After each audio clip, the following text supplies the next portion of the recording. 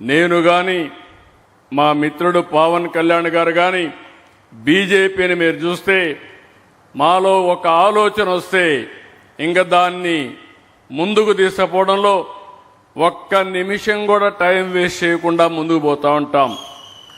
మన ప్రధానమంత్రి గారిని మీరు ఒక్కసారి ఆలోచిస్తే 2047 వికసిత్ భారత్ ద్వారా భారతదేశాన్ని నెంబర్ 1 దేశంగా తయారు చేయాలని, ఇండియన్స్ నెంబర్ 1 కమ్యూనిటీగా గ్లోబల్గా ఉండాలని ఒక లక్ష్యంగా పెట్టుకుంటే నేను పవన్ కళ్యాణ్ గారు ఇక్కడే మాధవ్ గారు ఒకటి ఆలోచిస్తున్నాం.